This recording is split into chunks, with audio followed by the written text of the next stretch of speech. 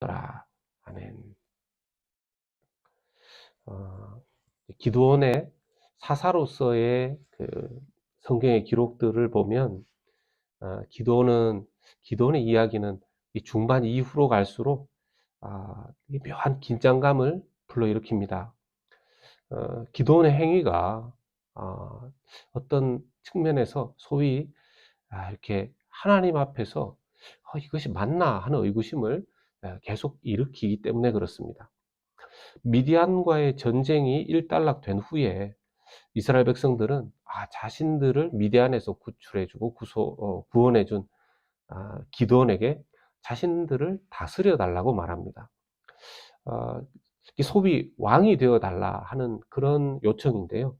왕이라는 단어는 없습니다.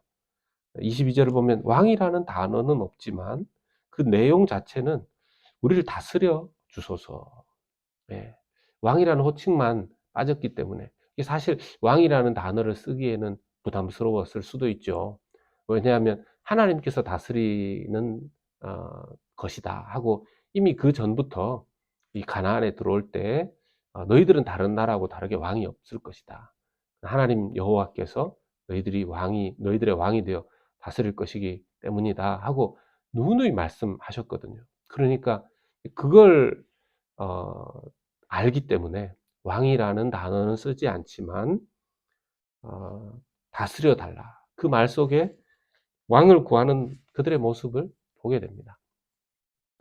사실 이스라엘 백성들은 가나안에서 정말 보이지 않지만 살아계신 하나님 의지하고 살아야 되는 거죠. 믿음으로. 그런데 다른 주변의 나라들은 다 왕이 있었습니다. 사실 이것이 이제 오늘날로 가지고 와 보면 모든 믿는 자들의 고민입니다. 머리로는 압니다. 하나님을 의지하고 보이지 아니하시나 살아계신 그 하나님을 의지해서 모든 일어나는 일들을 하나님과 더불어서만 해결해 나가는, 그것을 머리로 우리가 알고 있고 우리가 고백도 합니다. 근데 현실적으로 보면 다른 세상 사람들을 보면 자신들의 세상살이의 방식으로 현실의 어려움들을 해결해 나가고 또 준비도 하고 그렇게 세워나가는 걸 우리 눈으로 보거든요.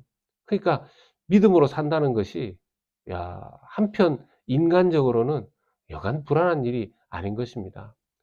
세상 사람들이 사는 방식들을 보면 그게 더 쉬워 보이거든요.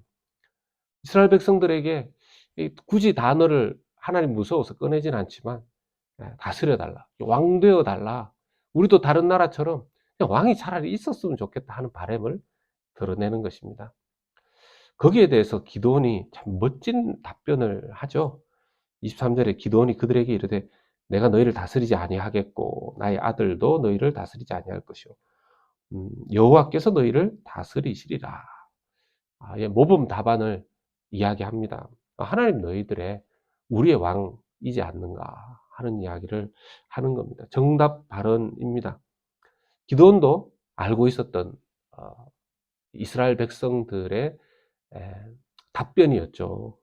그런데 그 이후에 그의 행동들을 보면 이해할 수 없는 행동들이 나옵니다. 분명히 그렇게 말을 했는데 그 이후에 그의 행보를 보면 좀 이상한 행보를 걷기 시작합니다. 첫 번째는요, 24절에 그래 놓고는 요청을 하는데요. 너희가 각기 탈취한 귀고리를 내게 달라.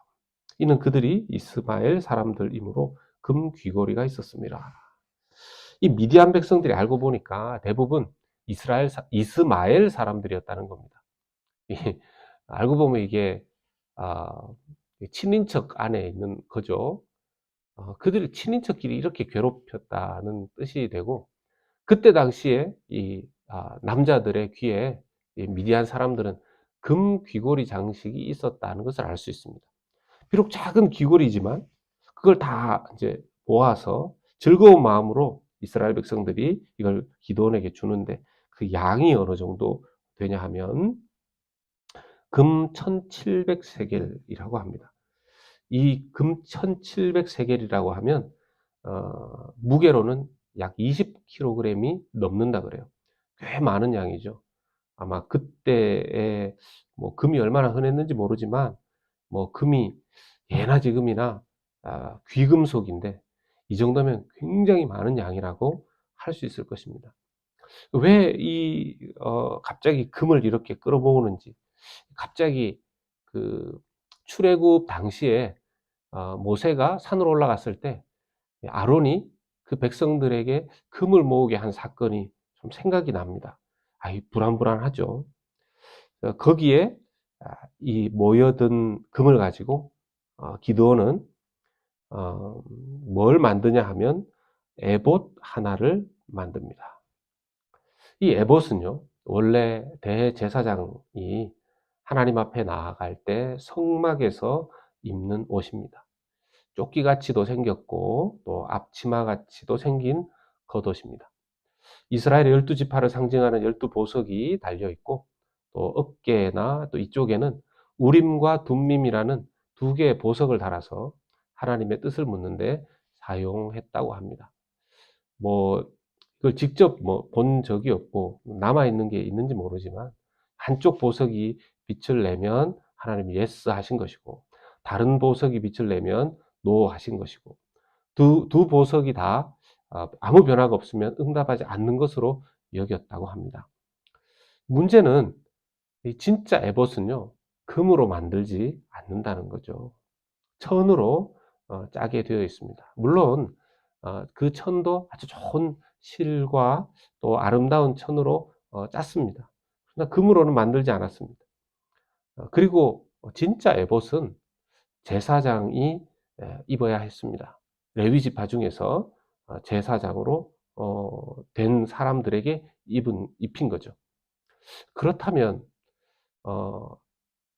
재료도 맞지 않는 금으로 에봇을 만들고 또 제사장도 레위 지파도 아닌 기드온이 이것을 만든 이유가 참 이해하기가 어렵습니다.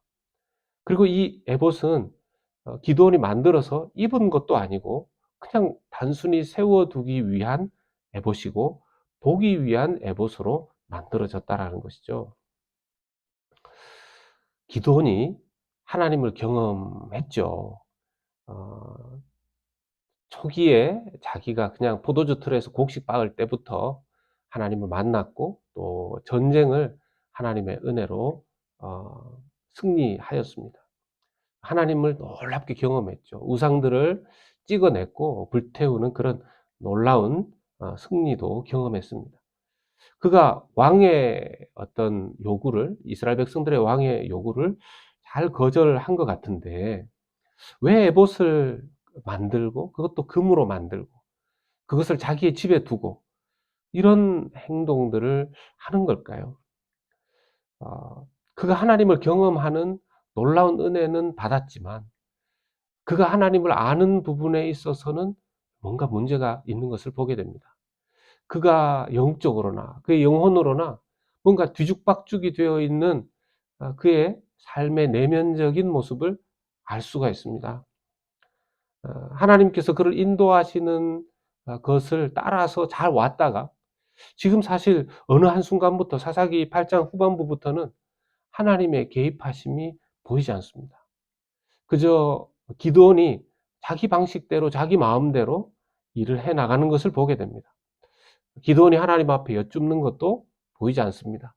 그 이전에 보면 기드온이 거의 좀 지나친 거 아닌가 싶을 정도로 하나님 앞에 이렇게 해주십시오. 하나님이 정말 원하시면 이렇게 해주십시오.